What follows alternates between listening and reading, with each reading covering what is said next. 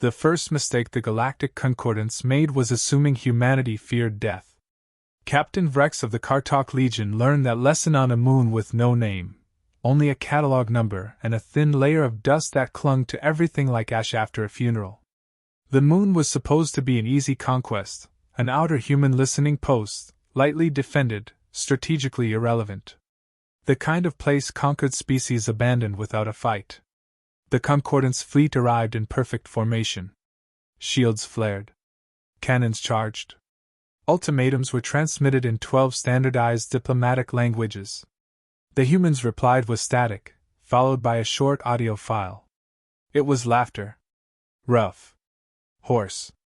The kind that came from damaged lungs and bad habits. Then a voice followed, calm and conversational, as if speaking to an old friend.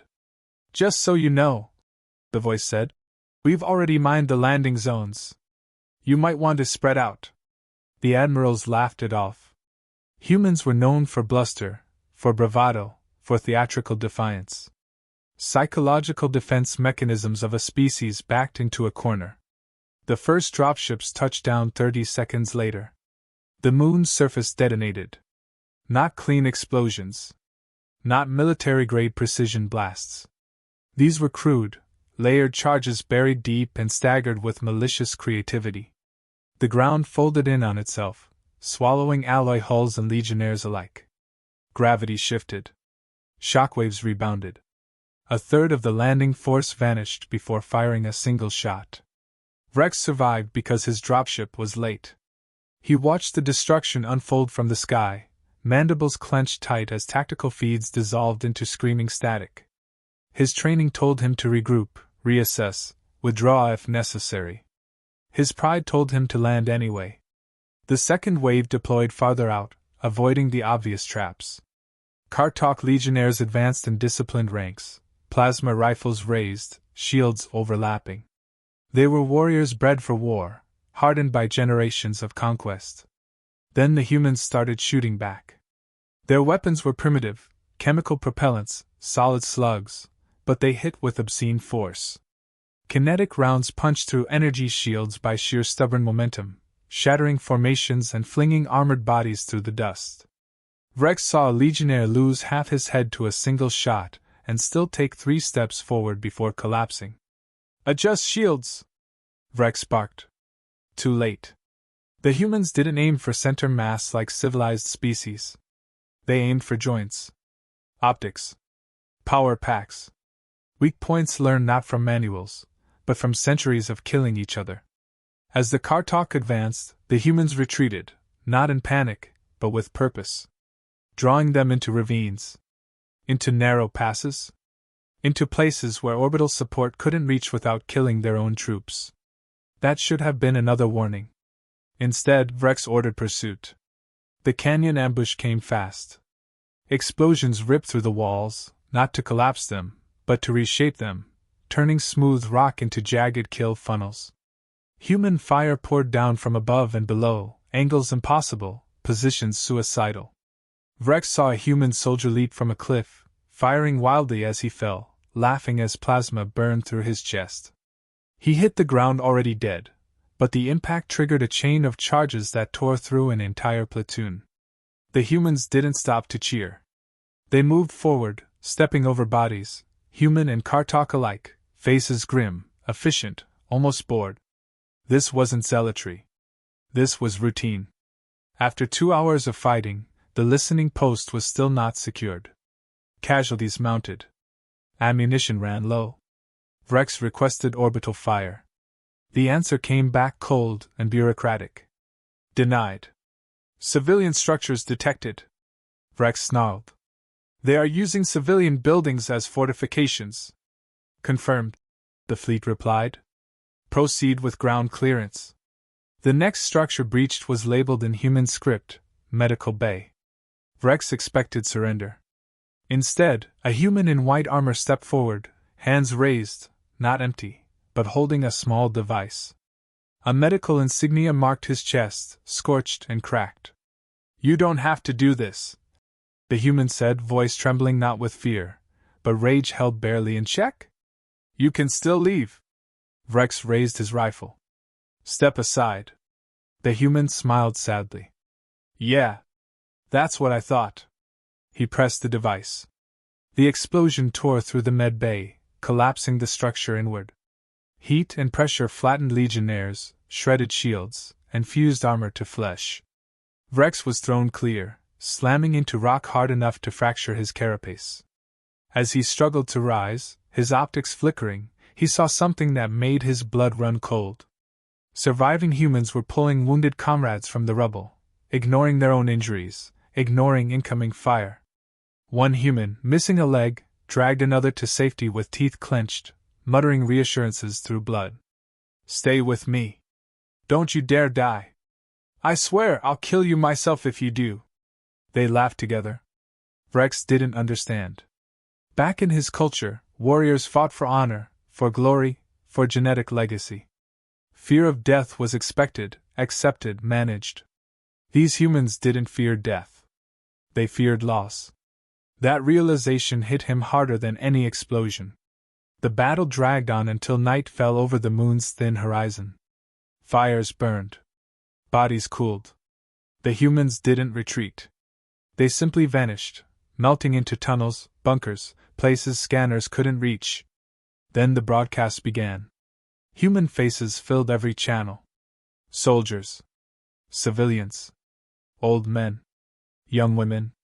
Children with bandages wrapped too tightly. We know you're listening, a human woman said, her face streaked with soot. You wanted to know why we fight so hard? She leaned closer to the camera, eyes bright with tears and fury. Because every one of us is already haunted. Every grave we dig just adds another ghost to the army behind us. The feed cut. Moments later, seismic readings spiked. The entire moon shuddered. Deep core charges, placed long before the invasion, detonated in sequence. The crust cracked. The listening post, the battlefield, the graves of human and alien alike, all vanished into a collapsing inferno. Rex's evacuation craft barely escaped the gravity surge. As the moon tore itself apart behind him, Rex stared at the expanding debris field and understood the second mistake the Concordants had made. They thought humanity was defending territory. They were wrong. Humanity was teaching the galaxy a lesson. And this was only the first class. Part 2. Captain Rex spent 6 weeks in a regeneration tank, floating in antiseptic gel while half his body was rebuilt with alloy and grafted muscle. The medtechs told him he was lucky. Most Legionnaires pulled from the moon's debris field had been reduced to unidentifiable slurry. Rex did not feel lucky. Every time he closed his eyes, he saw humans laughing as they died. The Concordance High Command called the moon incident a localized anomaly, a fluke, an unfortunate convergence of fanatic resistance and poor intelligence. They buried the casualty numbers, reassigned commanders, and accelerated the invasion timetable. That was the third mistake. Human space didn't burn the way other empires did.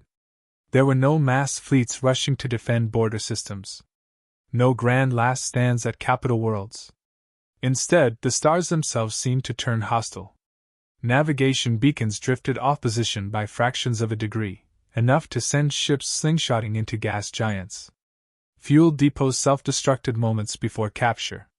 Entire planets went silent, only to erupt in ambush weeks later when Concordance garrisons had grown complacent. And always, there were messages. Sometimes they were jokes. A Concordance cruiser jumped into an empty system to find a single human probe drifting ahead of it, broadcasting an ancient phrase in dozens of languages. You are now entering a free-fire zone. Population stubborn. Other times, the messages were personal. Rex received one himself. It arrived unencrypted, addressed directly to his command signature. The video showed a human male sitting on an ammunition crate, cleaning a rifle with practiced ease. He looked old by human standards, his hair gray, his hands scarred. Captain Rex, the human said casually. You don't know me. I know you watched my son die on that moon. Rex stiffened. He volunteered, the man continued. Told his mother it was just a listening post. Low risk. He lied. That's what we do when we're scared. The man snapped the rifle closed and looked into the camera, eyes hard. I just wanted you to know, I don't hate you. Hate burns out too fast. What I feel is patience. The feed ended. 3 days later, a Concordance supply convoy vanished in a system Vrex had personally secured. No debris. No survivors. Just an empty void and a human symbol burned into the hull of the last drifting cargo pod. A crude skull. With a smile carved through it. The first true counteroffensive came at Jericho Reach. The Concordance had fortified the system heavily: orbital platforms, planetary shields, layered defense grids. It was meant to be a statement: this far, no farther. Humanity answered with silence. For 12 days, nothing happened. No probes. No attacks. No broadcasts. Concordance morale rose. Officers congratulated themselves. Analysts declared the human resistance fractured, overstretched. On the 13th day, Jericho's star dimmed. Not visibly at first, just a subtle shift in radiation output. Enough to trigger alarms across every station and ship. Engineers scrambled. Astrophysicists panicked. Then the humans spoke. A single transmission, carried on every frequency at once. You ever notice, a human voice said lightly, how stars are just pressure and bad decisions held together by gravity? The star didn't explode. It hiccuped. Artificially induced stellar flares tore through the system, frying sensors, collapsing shields, and turning orbital platforms into molten skeletons. Human strike craft, small, ugly, barely shielded, poured in behind the radiation storm like scavengers following a kill. Vrex commanded ground forces on Jericho's third planet when the sky turned white. Human drop pods slammed into the surface, not targeting military bases, but logistics hubs, data centers, political compounds. Places that made war possible, not glamorous. The humans fought differently here. No reckless charges. No laughing suicides. This was cold. Methodical. They cut power grids, poisoned supply lines, sabotaged medical facilities after evacuating their own wounded first. They left messages spray-painted in human languages on shattered walls. We can do this forever. How many sons do you have? Stop. One human unit breached Vrex's command bunker. They moved like ghosts, communicating with hand signals and half-glances. When Vrex finally cornered one, a young woman with blood matting her hair, he raised his weapon. She raised hers too. They stared at each other across 10 meters of smoke and ruin. You don't have to die here, Vrex said, surprising himself. The woman snorted. Buddy, I died on that moon with my brother.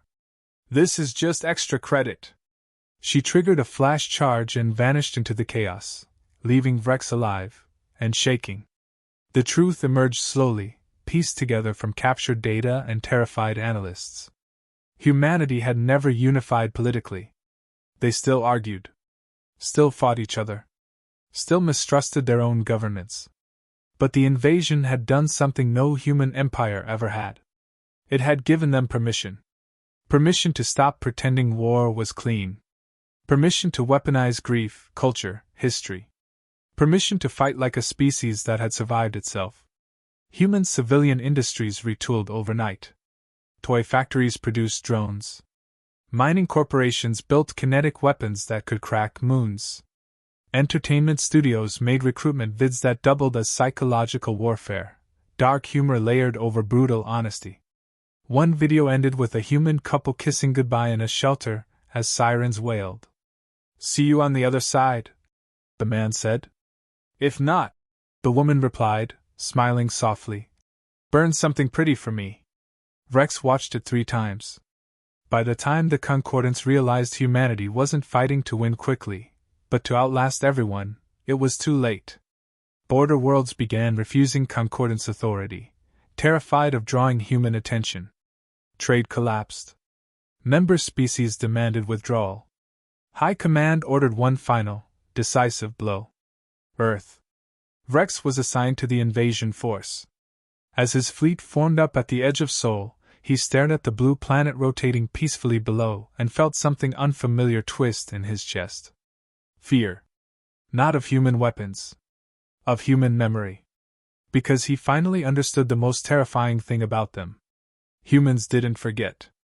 And Earth was where they kept their ghosts. The assault on Earth was supposed to be swift. The Concordance planners called it surgical. Elegant. Decisive. No human had ever resisted on this scale before. Every battle against humanity outside the Sol system had been brutal, yes, but peripheral. Colonies. Outposts. Weakly defended stations. The Concordance thought Earth would break like the rest. They were wrong. The first strike wave entered orbit to find something impossible. Cities abandoned, lights off, orbital defenses rearranged. Beacons pointed at empty space. Communications flooded with a single repeating broadcast. Try to land? We dare you! Vrex scanned the surface with his sensors. Factories, power plants, military bases, all untouched, yet every approach corridor was mined, booby-trapped, or invisible to their instruments. Orbital lasers turned on Concordance ships only to vanish into nothing before they could fire back. And then the humans began to talk. Not over tactical channels. Not in any diplomatic tongue. But across all open frequencies. Their voices were everywhere, inside comms, inside AI and AV links, embedded in every data stream, snippets of songs, old war hymns, recordings of laughter, arguments, lovers' quarrels, children reciting poetry. It was maddening. It was distracting. It was human. Vrex's fleet commander lashed out. Shut it down! Shut down all civilian transmissions! Impossible. The messages were embedded everywhere, interwoven into satellites, relays, even the Concordance communication networks. It was as if the planet itself was alive with human memory, and it was laughing at them. The landing commenced anyway. The first troops touched down in the ruins of what had once been New York. The streets were silent, pristine. A faint smell of smoke lingered, but no human movement. Nothing but empty vehicles, carefully staged, angled to suggest retreat. Vrex led his unit through the abandoned city, senses screaming. Every corner was a trap. Every building a potential death zone. The humans didn't confront them openly. They lured them in. A narrow street funneled the car talk forward. On the third floor of a crumbling office tower, a single human fired a small launcher at the street below. The resulting explosion collapsed the building, funneling rubble across the legionnaires, separating them. Meanwhile, hidden tubes vented pressurized gas, igniting the debris in a blaze. Legionnaires screamed, limbs shredded, armor melted to flesh. Yet some advanced anyway. Some fought like machines. Some laughed in pain before dying. Vrex barely kept up, relying on instinct, experience, and his newly grafted alloy limbs. Then he saw it. A human child, barely 10, climbing a fire escape with a homemade slingshot, lobbing small, precise incendiary charges at his squad. Every hit was lethal. Every miss was calculated to scare, not kill. Kid! Vrex growled. Get down! The child didn't move. Instead, he shrugged, smiled, and shouted, You're supposed to be scary. You're just boring. The words burned Vrex more than any plasma bolt ever could. By nightfall, Vrex's squad had dwindled to near nothing. The humans hadn't even started fighting properly yet, they were just shaping the battlefield. Pulling the invaders into a gauntlet that made no sense until it was too late. And then the twist came. A massive structure, the Concordance called it a communications hub, was seized and rigged. Vrex watched from his vantage as a human general approached the controls. She was old, scarred, and unarmed, carrying only a tablet. She looked at the camera and smiled. Time to learn why humans survive, she said softly. She tapped a sequence. Every major Concordance data node in orbit went dark. Every AI-driven ship system went haywire. Every energy shield flickered. Concordance cruisers crashed into each other. Orbital platforms detonated as satellites collided in synchronized chaos. The humans didn't fire a shot. They had weaponized coordination, timing, and knowledge, the deaths of their own people, the mistakes of their enemies, even the arrogance of the Concordance fleet, into a weapon. The surviving Kartok tried to regroup. Vrex barked orders. Nothing worked. Then humans appeared. Not in waves. Not in squads. They emerged from hidden tunnels, abandoned buildings, even the ruins of their own past battlefields. They were everywhere. They were ghosts of Earth's wars past, avatars of resilience and fury. And when they spoke, it was a dirge and a challenge all at once. "Every step you take," one human shouted, standing atop a toppled Concordance walker, "is a lesson in what happens when you underestimate us. Every man you kill only teaches the rest how to kill you better." The battle became carnage unlike anything Vrex had ever witnessed. Legionnaires fell to bombs rigged in children's toys. Cruisers were shredded by makeshift orbital guns. Human pilots flew repurposed transports like interceptors, ramming enemy craft, sacrificing themselves to protect others. And through it all, humans laughed.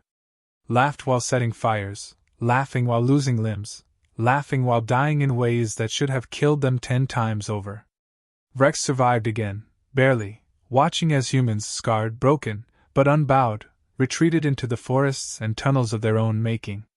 As he limped from the battlefield, body screaming, optics flickering, he realized the horrifying truth: the humans didn't just fight to survive.